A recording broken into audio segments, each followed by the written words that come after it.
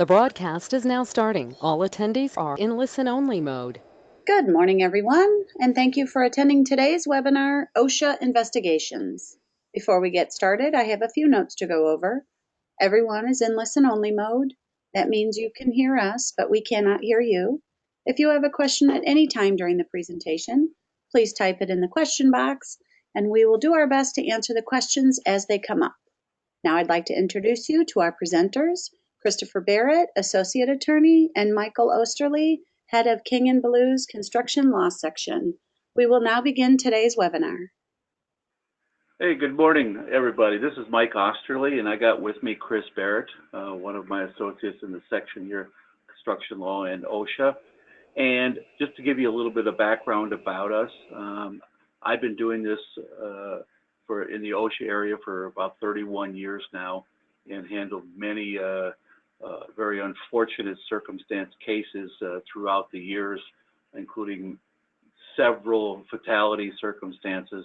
And Chris has been working with me for a period of time now. So what we'd like to be able to do is walk you through, in an interactive way, an OSHA investigation, but putting some real life circumstance meat to the bone, things for you guys to think about as you're going through and looking at your policies, procedures, and the way you're preparing for this, because it's easy to deal with the circumstances once the OSHA investigator shows up. It's much more difficult to plan so that you don't have the circumstances where the OSHA investigator shows up. So with that in mind, I would like, Beth, if you could bring up question number 1, please. I sure will. The first poll question is, which of the following is not a classification of a violation of the Act? Your choices are willful, imminent danger, serious, repeated, or other than serious. If you could get your votes in now, please.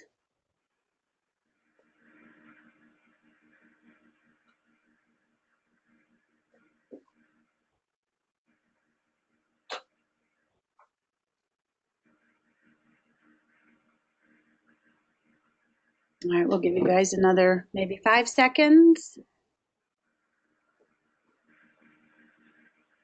All right. Gentlemen, here are your results.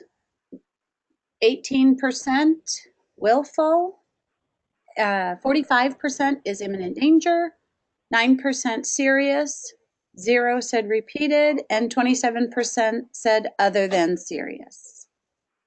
Okay, that's interesting that it's a kind of across the board on the percentages, but the answer to this, which one is not a classification, is B, imminent danger. Imminent danger is a situation in which the investigation is instigated by OSHA because of a condition or a practice that's at the workplace that could result in a fatality and or significant harm to an employee. All of the others, willful, serious, repeated, and other than serious, are classifications. And I always like to start with that so that you kind of keep this in mind, because as Chris is going to just address right now for you, is OSHA has significantly altered within the last year or so, 2 years, the amount of monetary penalty and the significance that goes with each of these classifications. All right, so we're going to jump to the this one here. Trying to get to that first slide, but as Mike mentioned, we're going to look at the maximum penalty levels effective January 23rd, 2019, and you may remember the Bipartisan Budget Act of 2015. That's kind of where we had the government shutdown situation. President Obama and Speaker of the House at the time, John Boehner, got together and made that sort of backdoor deal, and that included the Inflation Adjustments Improvements Act of 2015. And this was a provision that was kind of snuck into that bill at the last minute. And what it does is it increases the penalties under the federal civil penalties, and it ties them to the consumer price index, so it keeps pace with inflation. So we have these automatic increases every year. So right now, these are what the increases look like. You got them here on the slide. It's up $317. It's also up $3,262 for this year. So they're going to keep rising. The 2020 rates have not yet been published, but you can get a basic idea by looking at the Consumer Price Index. But some people are frustrated with it because it's why do they need to go up every year? But that's what we have right now. Okay, when you look at these numbers, and you'll see, and I've specifically put in red the willful and repeated.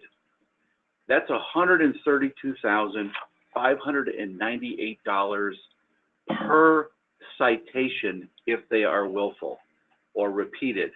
And the thing you have to remember here is you may have had a citation in the past, and then you resolved it, and you entered into a settlement agreement, or you had a finding by the administrative law judge and the board of a violation, and you think that, oh, well, our statute of limitations is running on that, which was probably going to be 3 years. If I have another event out here, I have a 6-month statute of limitation, so I really don't have to worry about that previous.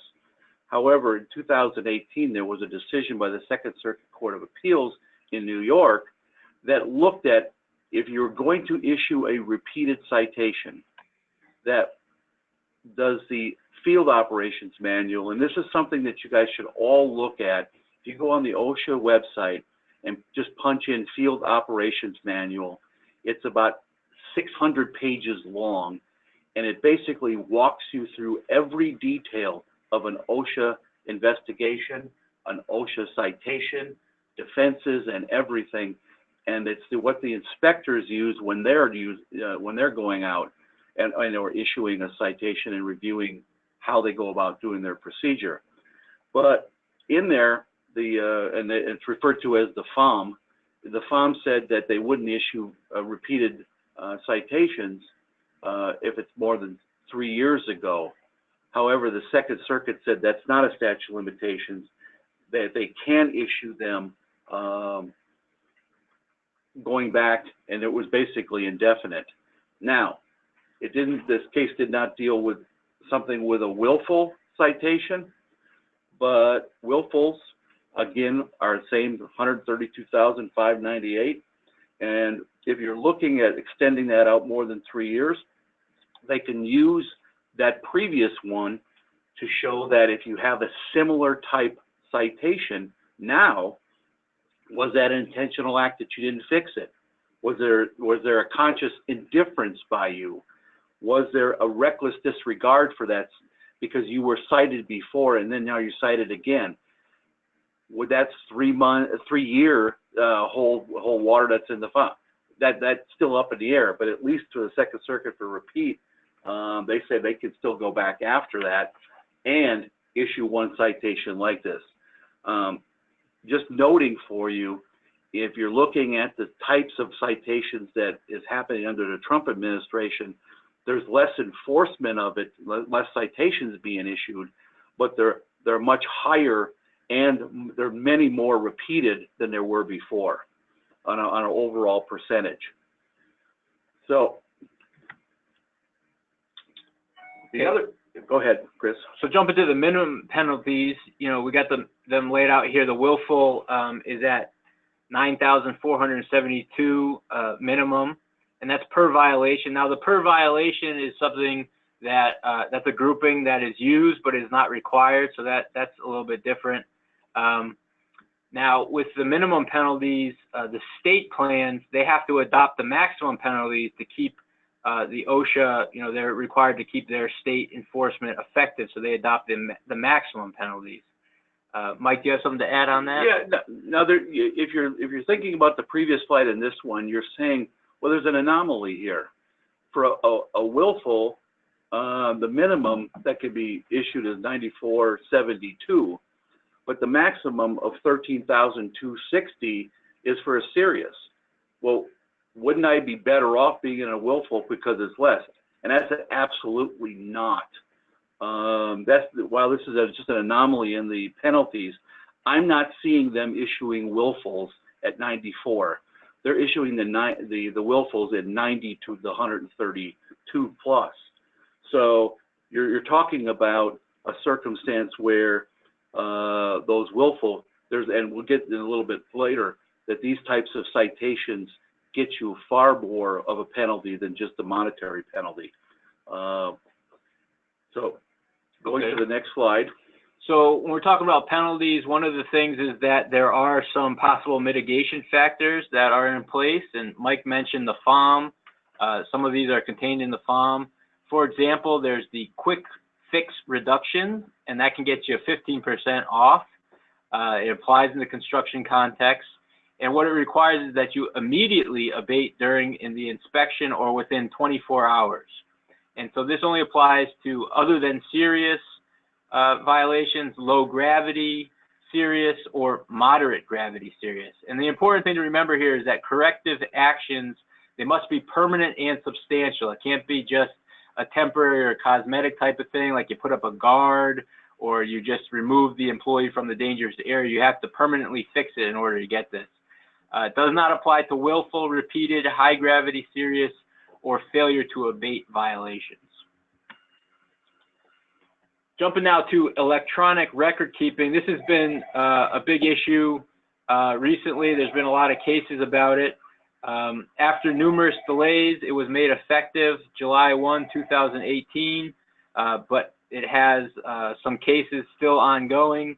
It's kind of been in limbo for a little bit because the OSHA stopped and they said they were going to look at the rule again, but there's still some things ongoing. So basically, electronic reporting establishments with 250 or more employees in industries covered by the record-keeping regulation must have submitted their 2017 Form 300A by July 1, 2018. So hopefully if that applies to you, you did that. The Form 300A, that's of course, the summary of work-related injuries and illnesses. Now, as I mentioned, OSHA issued a revised rule. Well, I said that they went back and looked at it. They issued a revised rule in January of 2019, which rescinded the requirement for establishments with 250 or more employees to be electronically submit information to OSHA. That's the Forms 300 and 301, but still required them to submit information from their Form 300A summaries of the work-related injuries and illnesses. But while the revised rule changed the requirements with respect to the personally identifiable information of the injured workers, it did not address employer concerns about the public release of their information or the anti-retaliation provision. So even though OSHA revised the rule in 2019, there was still an issue there, and so you still got some cases out there. So going back to 2018, OSHA put out the notice of rulemaking to eliminate the requirement for the 300, the Form 300, which is the log of work-related injuries and illnesses, the 301, which is the injury and incident report. And so they're not accepting the 300 and the 301 information at this time, but they are still accepting that 300A information electronically.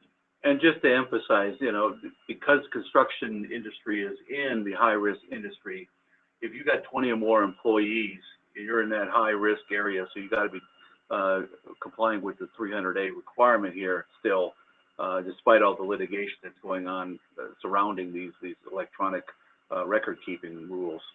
And what you need to think about for your establishment when you're looking at how do I count these numbers, it accounts for everybody you're using, full, part-time, any kind of seasonal employees that you ramp up, ramp down, and even if you're using temporary services, they're looking at, are you using temporary services to supplement your workforce? So that could activate your requirements depending on the size of your employment. Okay, so jumping to the retaliation part, we mentioned that some of the court actions here. So there's two that we want to discuss. First, challenged in court by the ABC and others in the Northern District of Texas. That was in June 29, 2017. They brought the lawsuit. They sued the Department of Labor, and this lawsuit was stayed, which meant that there was, a hold put on it, so nothing was going to happen to allow OSHA to reconsider, revise, or remove portions of the rules at issue in this case. Now, I checked just last week, and the stay in that case has yet to be lifted. Now, there's a case that's similar, also in the Northern District of Texas. That's similar to that case in the Northern District of Texas, and that case is in the Western District of Oklahoma. That was also stayed around the same time, but that stay was lifted in March of 2019, and both parties issued summary judgment motions, and the results of those are pending. Now, Eugene Scalia, that's the son of former Supreme Court Justice Scalia, and who's now the new labor secretary in the Trump administration, he was involved in that lawsuit, and he got out in September 2019. So we don't still have a decision yet on those motions that were submitted in July 2019, but you would expect one to be coming pretty soon. There may have just been a delay because of Mr. Scalia getting out of there. So that might be something you want to stay tuned. Maybe we'll get something out of there about some of these rules.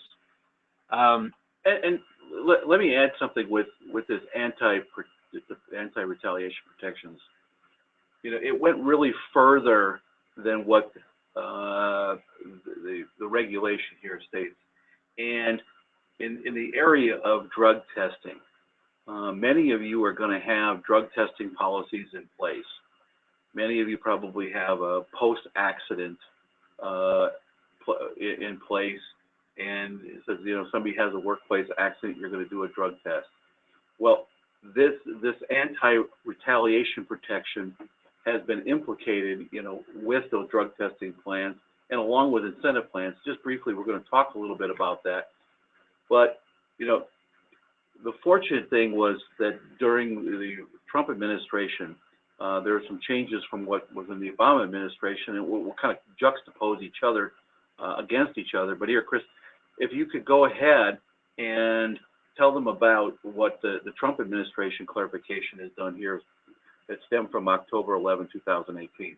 So they had OSHA issue a memorandum, and it said to consult with the Director of Enforcement before issuing citations relating to safety, incentive, or drug testing policy. So basically, it didn't change what the rule said, but it said to the OSHA personnel, before you take any action on these, before you issue a citation, consult with the Director of Enforcement. So basically said, we're not going to change the rule right now, but we're not going to get you in trouble if you're going along those lines, while giving themselves the freedom to sort of consider some of these things on a case-by-case basis.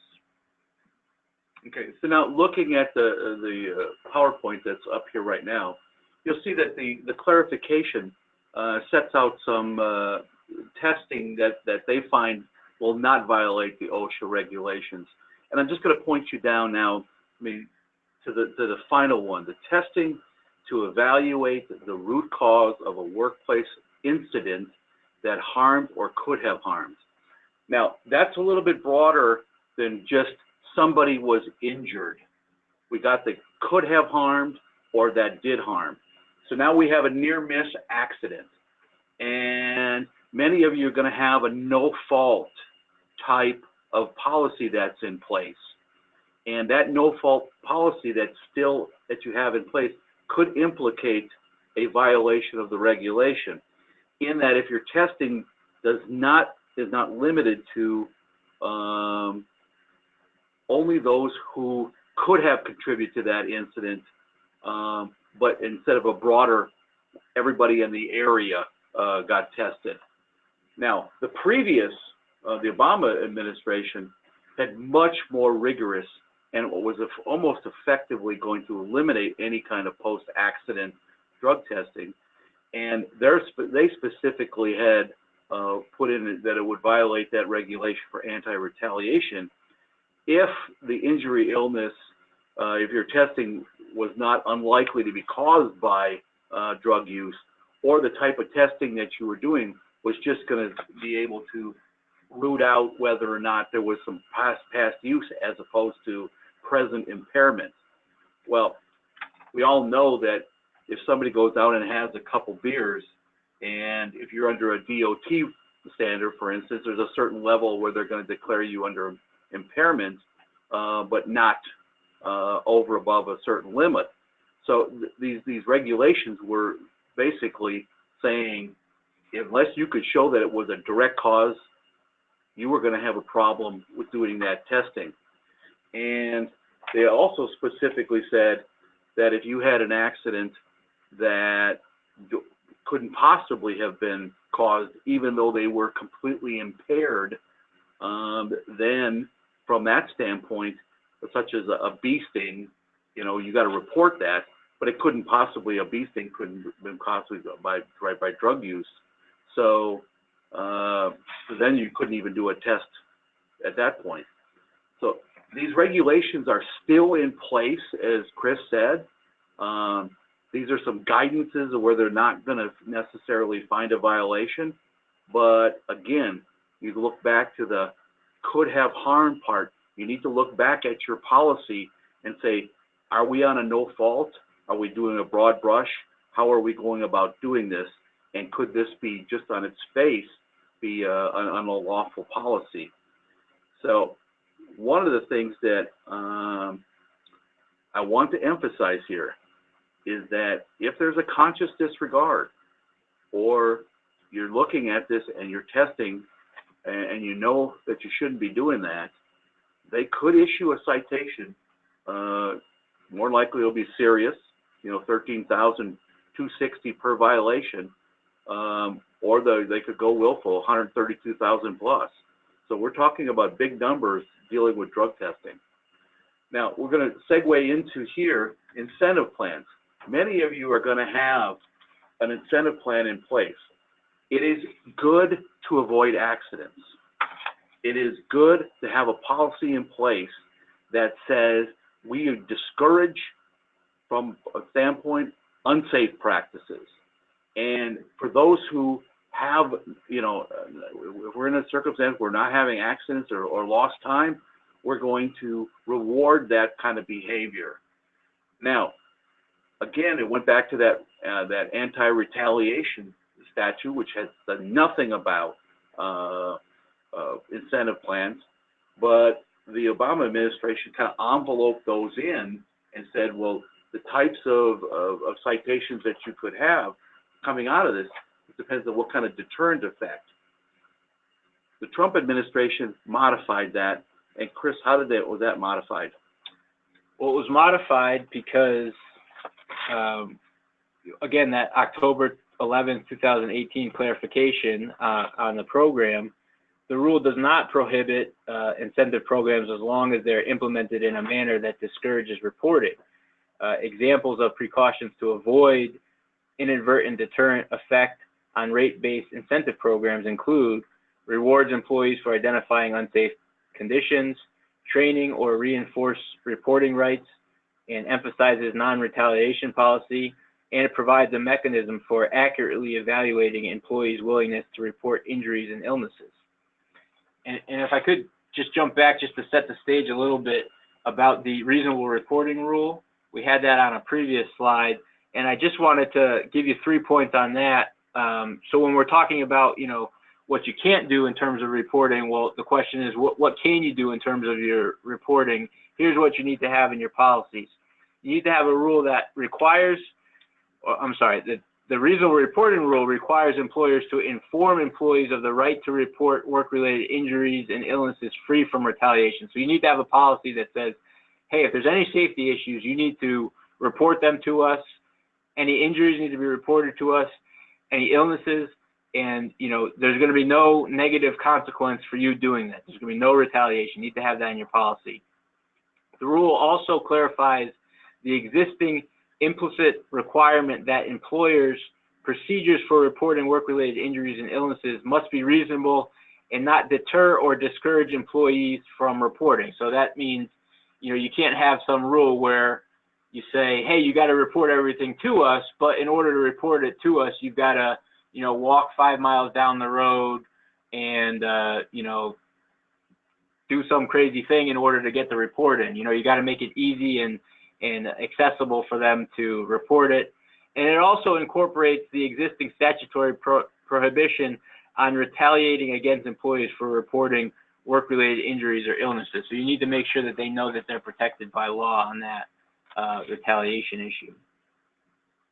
Now, what was previously in place, and it was really to address, I think, what most employers, particularly the construction industry, had in place for incentive plans, was to, they said it was improper to have an incentive plan that was a reward for no or limited number of workplace injuries. They said that that would dissuade people from reporting because the monetary amount would be sufficient to probably keep them from reporting because they didn't want to lose that bonus. And it also would infringe upon something that's also very important, is the putting in your recordable injuries. It would keep people from disclosing of injury, so your reportables on your logs wouldn't be sufficiently logged in. Another way they looked at these rules before was that they imposed, if you impose discipline for a violation of the safety rule, that you find out post-accident. And that reporting, they said that self-reporting, that would, if your policy required, it allowed you to do that, that would violate it also. And if you had a policy that says a failure to report any kind of injury within a specific period of time, they also said that would be improper. Now, what is the likelihood that you're going to be investigated, have an inspection? We have this updated every year, and for the period, the fiscal year, the government fiscal year 2018 and 19, you can see these are the three most cited standards: the number of citations, the number of inspections that went along with it, and the civil penalties that went along with it. You can see that scaffolding and fall protection are right up there. Those are the ones that you need to really concentrate. How often you guys deal with silica, but when you're looking at the overall, where's the big numbers that's in that scaffolding and the fall protection, which many of you guys use every day. And so, looking at the numbers, the total number of federal inspections, it decreased from some 32,396 in fiscal year 2017. It decreased in fiscal year 2018 to 32,020, so a slight decrease there. But that's actually significant because the prior year was the first year that we've had an increase in nearly a decade. And so now we're going back to a decrease. So it's sort of trending to a decrease, but there's been a little blip in that. So we need to pay attention whether OSHA is getting more active, less active, how that's working. Turning to this next slide, inspection priorities. The biggest one is going to be imminent danger situations. You got to be aware that you might get a stop work order. And I know, Mike, have you ever been in a situation where that's happened? This is a pretty rare circumstance where OSHA would find that there's an imminent danger right on the work site. But I have had a circumstance in which, and it dealt with fall protection, and employees were working, doing some patchwork on some brick 11 stories up off of a ledge, and they had no fall protection whatsoever. And the area director for OSHA happened to be driving to lunch and saw the individuals on this ledge. And, we had some issues before involving fall protection. And so that area director knew that I represented that company, and he was nice enough to call me and say, I just did a stop work order on a particular job site for your client. You may want to tell them that they've got a problem and their people are down on the ground now. So it does happen. It's pretty rare, but they generally don't see it. But again, you guys are using scaffolding. You guys are, a lot of your work is on the street, what you can see from the street. You can have circumstances where they will do stop work orders, and you can expect very, very large numbers of a citation in that circumstance, and the severity of it, and given how open it would be to your supervision.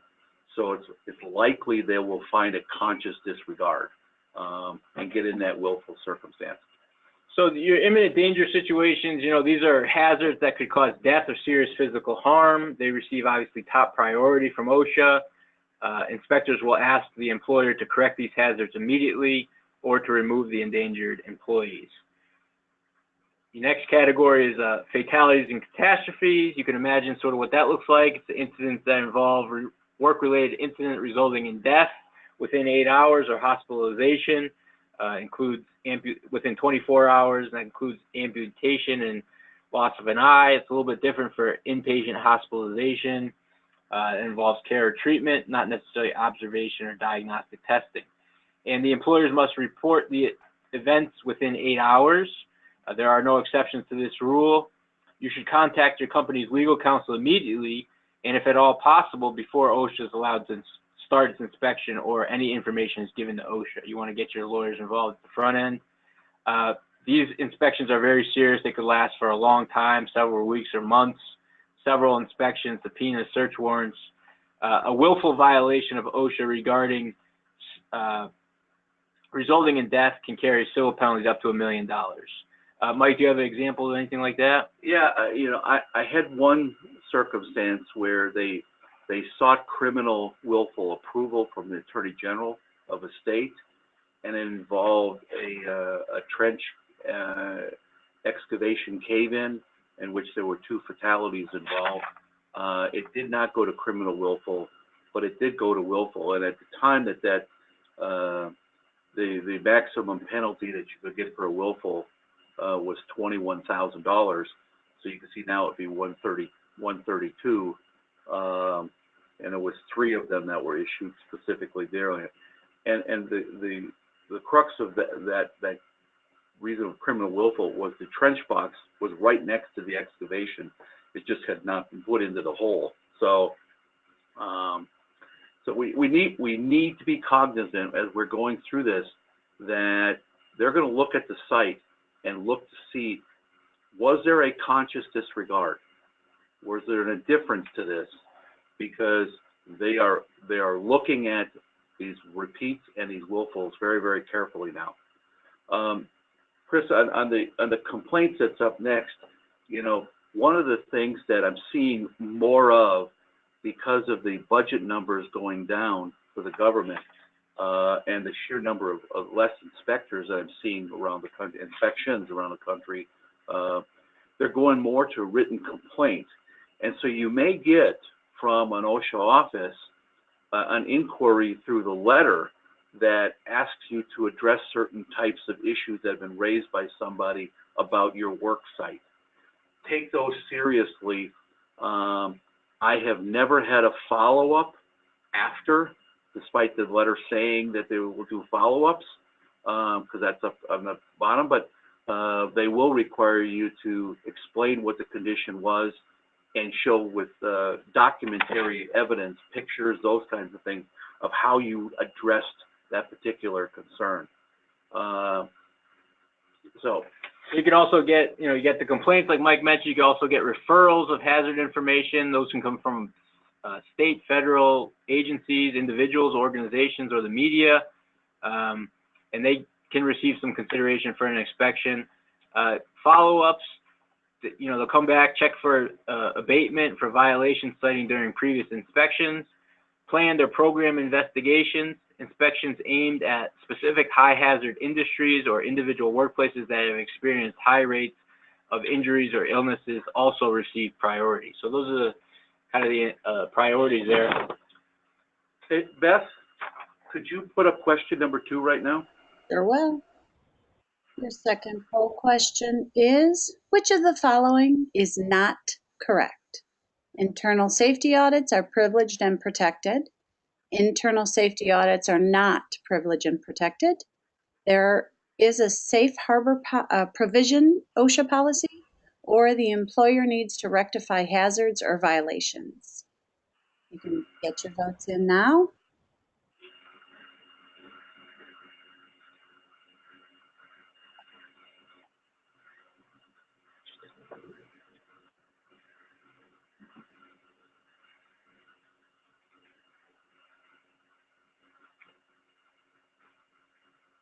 right, we'll give you about another 5 seconds. If you could jump on and vote, that'd be great.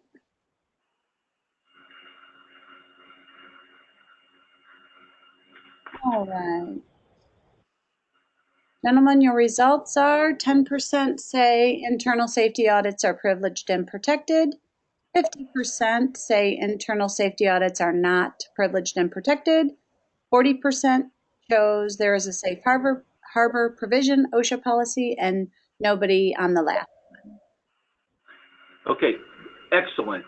A is the wrong answer. That's not it. That is the it's not correct that they are not privileged. So the ones that went with B and C, there is a safe harbor provision. It's not a full protection, but there is a safe harbor policy that deals with having these audits.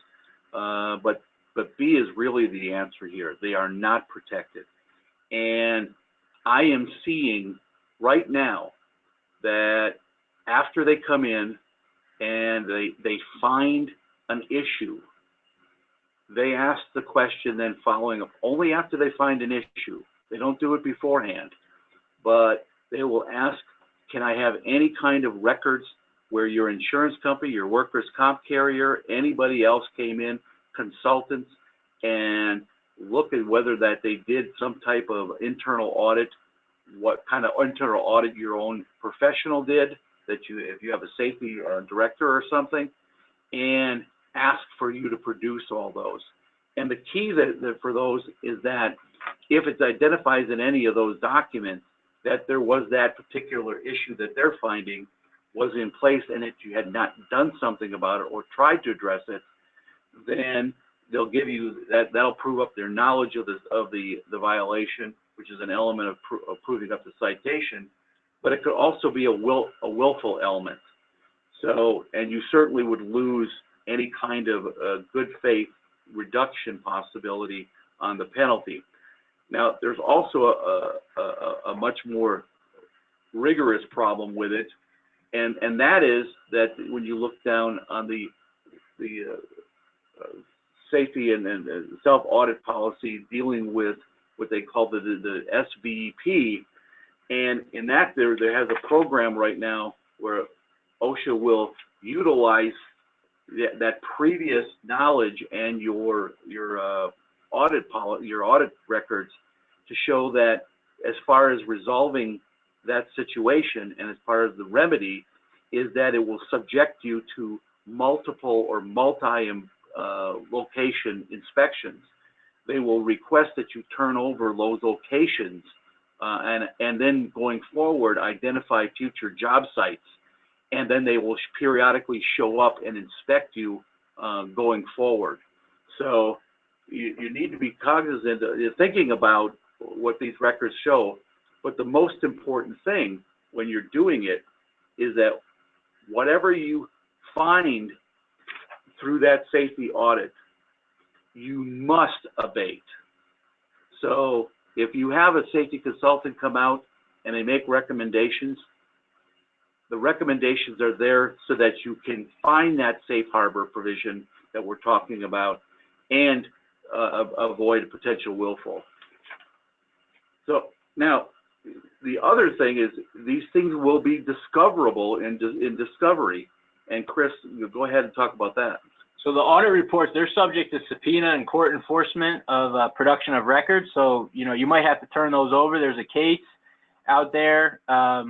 It's the Solis case. In there, an insurance company safety inspections, the applications for insurance for the site, and the correspondence between the insurance company and the client about the site all got turned over. And of those three things, the correspondence was the worst. They're talking about all the hazards and stuff. So it was a difficult situation. Just be aware of that. Any of the documents that you're putting out there, they might be discoverable someday. When we're talking attorney-client privilege, you got to have an attorney involved in the conversation for that. And there, obviously, between the insurance company and the client, you don't have an attorney involved. Audit reports can also be subject to administrative subpoena during the investigation process. Okay, now, one of the things that, and I need you to put this a little star next to this thought, you need to select who is going to be your representative for dealing with OSHA when they come on in. They have to know your facility, your operation, how your business works, and the programs and where the logs are. And you have to have a backup person.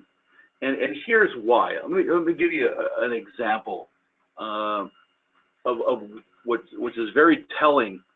You know, I had a circumstance in a plant, and it's in the construction industry. They were working at ceiling level, hanging hangers for some light fixtures and some hanging hangers for HVAC work. And the person was working alone in a personal man lift. It was not tied off, and the person didn't have the outrigger, the legs, the outriggers onto the personal man lift, and the personal man lift tipped over. Person died through head injuries. There was no witnesses, no nothing to the accident. Person was just found laying there, passed away. The inspector came out and talked to the individuals who were out there, including the supervision, and they specifically asked, well, were they trained on using lanyards and how to set up the lift? And the citations were issued based upon those responses on the training as 3 serious, which now would be, you know, 13,000 plus, and those 3 were failure to instruct the employees, that's the standard, failure to tie off, and failure to use the outriggers. Now we use, but we've got into the informal conference stage, and we're going to talk about that in a few minutes of where this is at.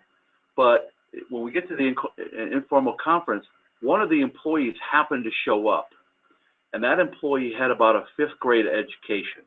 Now, I generally do not have employees show up when I do these informal conferences. It's just gratuitously, this employee showed up.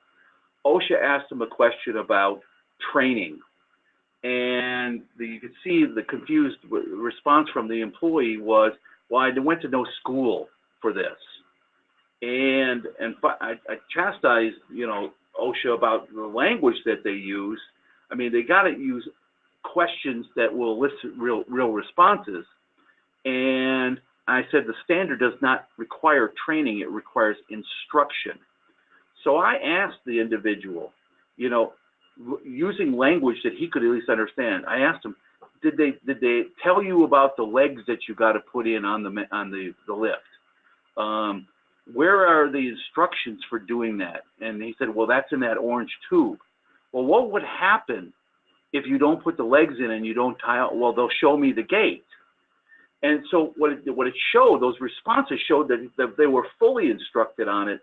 And the important part here was we had no witnesses. Based upon this individual's responses, we got all the citations vacated under the unpreventable employee misconduct defense. So we have to have our representative there who can respond to these types of questions and make sure that the information is being communicated correctly, and the OSHA investigator not using words that people will not understand. So again, before OSHA arrives, one thing to think about is whether search warrants should be required. So you basically have 2 options here when the inspector arrives to conduct the inspection. You can either consent to the inspection and then they don't need to obtain a search warrant, or you can require the agency to obtain a warrant from the court prior to conducting the inspection. Now, one thing that's kind of a developing area is the drone use. You know, OSHA can use a drone and fly it over to do an inspection. And so that's a situation in which you must expressly consent to the use of the drone before they'll do that. Now, one thing to keep in mind with the search warrants is that if you go and say, hey, you got to go back and get a search warrant, that's probably going to make the inspector crank up the investigation a little bit. They're going to go through all that trouble to go and get the inspection. They can maybe do a more thorough job, and there's some case law out there that acknowledges that's a legitimate thing. So, you know, most people consent to it, and that's sometimes a good decision to make. When I talked about the importance of your representative, okay, they're going to attend all the opening conferences, the closing conference. They're going to do the walk around. They were going to gather evidence through photography. They're going to respond to, certain document requests. Remember I talked about, they're going to ask for different actual records. Here's one really important. Somebody always attends a management or a supervisor level interview, okay? We also control the inspection. We will ask them up front in that opening conference, what was the reason you came out here? Was it through a complaint? Was it a specific area? And we have the right to limit that inspection for those times. And we never admit violations. We understand, we correct those. Remember the quick fix thing. If they come upon, a GFI that's not hooked up right or something that's minor like that, we do a quick fix so we get that. If we have a circumstance of this where it's significant, get your company's legal counsel involved. It will help along with the process to keep that inspection narrowed down. I talked a little here about the opening conference. They'll come in, they'll show their credentials. You ask why. Are we doing if it's about a complaint, get a copy of the complaint. And then we ask them, are we doing a full site, partial, and we limit that inspection. And we want to make sure that they understand that we understand about the quick fix and that we're willing to do that if they find something. So, they give us that opportunity to do that. And that way, we don't have to worry so much about, it's not an admission by you fixing it. We can deal with that. You will want to identify any area that does have a personal protection equipment. They got to wear a hard hat. They got to have safety. Whatever is required to go in that area, you make sure the inspector is using that. Make sure that everybody that goes along with is wearing it.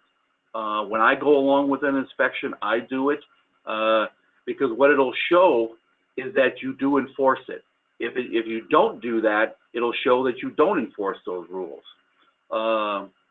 It's not likely you're going to have any trade secrets out there, doing bricklaying, but you can have a circumstance where maybe you have a certain procedure where you do something. You want to identify, those trade secrets if there is something out there that you want to keep silent. Otherwise, they'll take pictures of it and disclose it. Foremost, whoever goes out with the opening, you got to take notes of what was discussed so that we can go back later on and deal with what it is. What I talked about, limiting, making them use the safety equipment and everything. Had a circumstance where it dealt with a lack of fall protection, and the inspector went out on a ledge off of a rooftop and took a picture down the side of the building, and the parapet was under the size where that the inspector should have been having the fall protection on, and when they leaned over to take that picture, they violated the act also.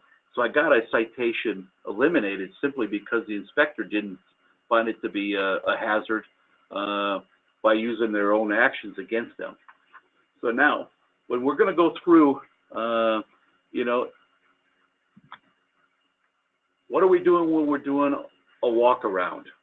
Okay, during that walk around, you have the right to accompany, and you should do that every single time. The employee representative, they have the right. If you're a union operation, they have the right to go along. The employees can ask for somebody to go along with.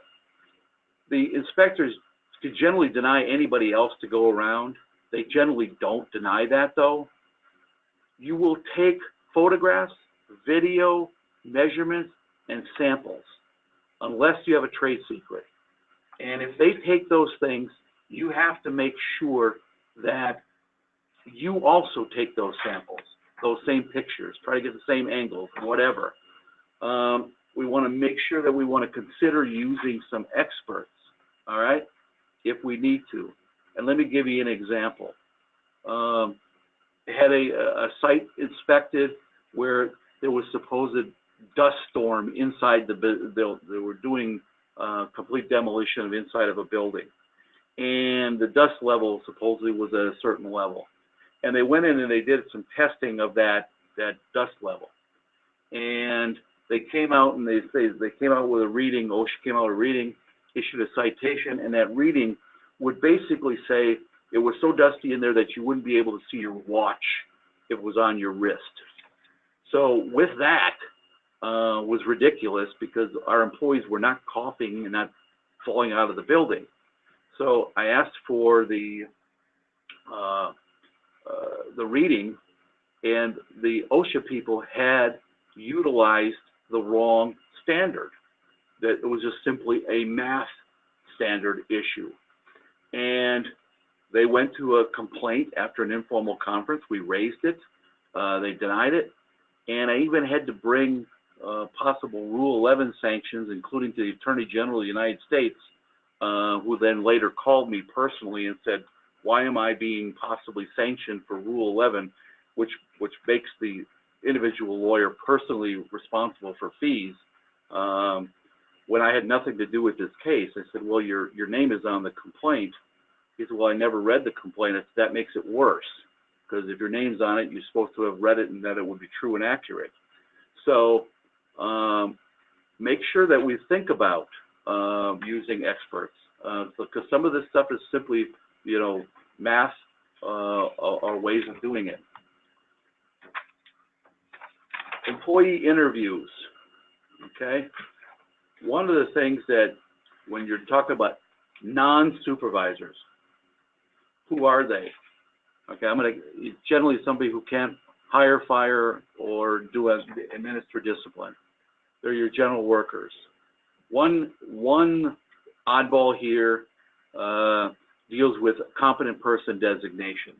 If you have a competent person designation and they're an employee, had one where they were doing the inspection of the crane before it was used, and the Sixth Circuit Court of Appeals said because they are the designated competent person, they're also your representative for the purposes of liability, even though they don't have any of the supervisory authority.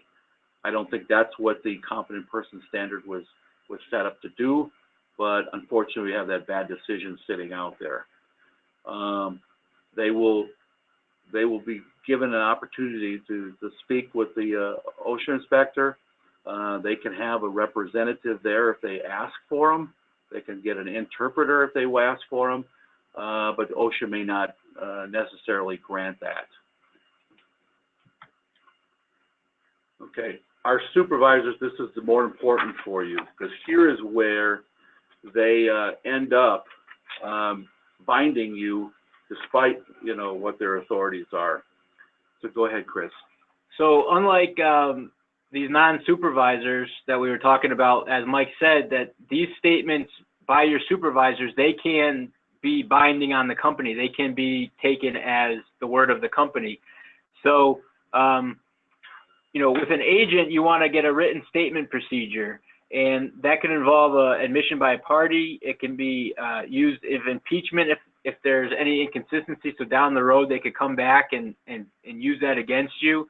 It may not be considered hearsay in court because it's an admission. The representative always has the right to be present and should always exercise this right. Besides providing the moral support, the representative should make sure that all questions are asked clearly and correctly, and they are correctly answered. So the last piece we're going to talk about is the closing conference. Mike talked about the opening conference, but we have also the closing conference. Here, the OSHA inspector will discuss the observed violations. This conference may occur immediately following the walk around, but it may also occur several days or weeks later, or even over the phone. Don't be afraid to ask questions during this time. What specific standards are being cited? Why are you citing me for that? What is the classification? Is it going to be a serious, repeat, anything else? And how much is the penalty going to be? This is not an opportunity, and do not try to argue, about it with the inspector or try to settle the citation with the inspector during the closing conference. That's not going to work for you. Even if you agree with the proposed citation, do not admit any violations or recognize any of the hazards. there may be a defense out there that you have not considered or don't even know about. So don't argue about it, but also don't agree. Yeah, don't say anything like, yeah, I think you're right on that or anything along those lines. Let me give you an example here where during that closing conference, there was a debate about the noise standards and the use of jackhammers in the construction industry. And this was dealing with the rebuilding of a bridge over a major river system. And they were breaking up concrete. And OSHA took the position that the noise levels created by the jackhammers exceeded the limits, and therefore they issued a citation on it. Now, going back, there had always been in the early 70s and 80s in the general industry, there was a hearing conservation program regulation that ultimately was found to be unconstitutionally vague. There was also the similar language in the construction industry in 1926-52. That was also vague. So when they issued the citation to the construction company, we used the defense that the underlying general industry clause was unconstitutionally vague. So you couldn't, that means that the 1926-52 was also unconstitutionally vague. And so then they tried and said, well, we're going to go back to a new standard, 1910-95, that had been modified. And the case law says that if there's nothing in the construction industry, you can't, if there's something else in the construction, you can't use a general industry standard. So therefore, we got the entire citation vacated based upon those legal defenses. So if that had not been challenged or had been somehow admitted to as in the process, it would unnecessarily put together a hearing loss program that was not required under the standard. Informal settlement procedures. You have a notice of contest requirement. You got a citation now. It says you got 15 days to issue a notice of contest, but you can go to an informal settlement procedure. Always use that process. It's your opportunity to investigate why you were cited and what was their basis for doing it. Different area directors participate at different levels, and they also are much more willing to deal with issues. There could be modifications of the citation. They can vacate a citation. They can modify the penalty. They got a lot of leeway to deal with during these informal procedures. But it's also your opportunity to put in what's called exculpatory evidence. And let me give you an example. This dealt with a construction site that had been set up with fuel tanks. And one of the standards is that you got to have containment systems around these fuel tanks and or containment areas if they should leak, that the fuel will be moved away from and not accumulate around the tanks. And the pictures of OSHA showed that clearly there was a grade down away from the tanks. I mean, visually, I could see what the grade was going away from the tanks. The area director disagreed, but ultimately he said, well, if you get a surveyor out there and you give me a topographical survey of what the grade is away from the tanks to this collection area, I'll reconsider the entire citation. We did that and showed that my eyesight was not as bad as everybody thought it was, that it really was, and it would even exceeded what was required by the standard. So you can have an opportunity to use these things. One thing I'd also like you to do is some area directors will allow you to look at the file that they have. Some will let you see it in a redacted form, okay, where the witnesses are not identified because of the protection that they give to the witnesses. But many of them will allow you to do it, some will not. And in some circumstances, I had one where there was an excavation where I didn't think that the inspector was playing straight, because every employee told me that excavation, there was no way it was over 5 feet. it went up to our chest at the most, and that was in the deepest end. It couldn't have been more than 3 feet. And when you looked at, so it didn't match the citation, nothing matched. And I didn't think all of the witnesses were lying. That just didn't. So I asked for a copy of the file. I looked at their pictures. And then when you looked at their pictures, this looked like a cavern when you were looking into that excavation. But the problem was that excavation was into the side of a hill, and it was to extract out an underground fuel tank. Well, what was evident in that picture that was taken was there was a shovel that was leaning up against the wall of the backside, the deepest part of that excavation. And the handle of that shovel was sticking out 2 feet. Now, everybody knows that we don't have 7-foot shovels. We have 5-foot shovels. So I asked the guy who's the truck the shovel came on, whether he has that shovel anymore. Now, this is OSHA's own picture that showed this. So before people testified and before they could have been found to have perjured themselves, meaning the inspector themselves, saying that when he claimed that he had measured these things and all that, I went to the lawyer and gave them an opportunity to fess up that the picture was incorrectly taken. It was taken from a high point looking down in the hole, and the guy had never measured it. And when I asked the lawyer for OSHA, you see that shovel in your picture? I said, yeah. I said, look at the handle sticking out 2 feet. Yeah. And the response was, I don't suspect that the shovel was over 7 feet. Do you think so? So we have opportunities to utilize this process. We utilize it, we be professional about it, but they're not always going to be right. They're not always going to be wrong. So we could go ahead and utilize it. This is the time frame to do that. If for some reason you're not able to resolve it at that point, then we're going to go to file a notice of contest. You can file that notice. It's got to be in writing. You got to do it within a time frame. If you do not get it within a time frame, you cannot contest it. You can contest the violation. You can contest the penalty. You can contest the abatement date, or all three. I generally do all three.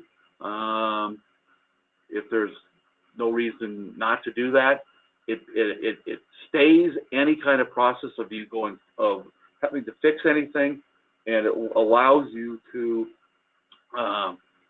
get your ducks in a row to be able to contest it. Then it goes to a procedure where they issue a complaint, you go to a hearing, and then it's in litigation and it's a mess. So you want to try to, if you can, resolve these at the informal conference level. This is where the area director of that particular area will be the most amenable to resolving it.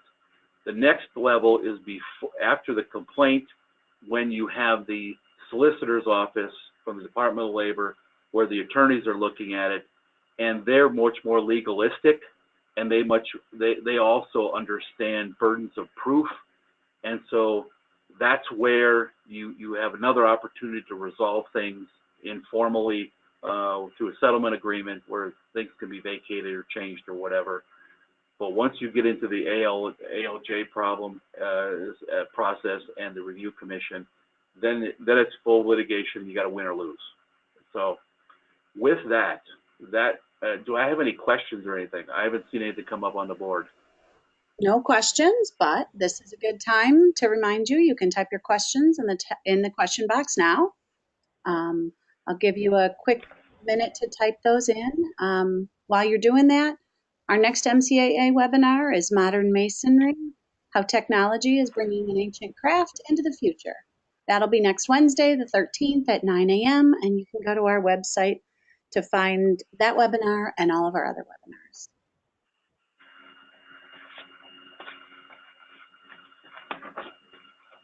Well, if you have any questions for Mike or Chris, you can certainly send them to them, or you can send them to the MCAA, and we will be happy to pass them on. And if anybody wants a copy of these PowerPoints, Beth, you're free to give that to them. Awesome. All right. You will also Okay. be given an email later in the week where how you can access the on-demand recording of this webinar. And we'd be happy to send the slides to you, but you can also listen to it again at any time. The MCAA would like to thank Chris and Mike for an awesome presentation. Thank you so much. Thank you.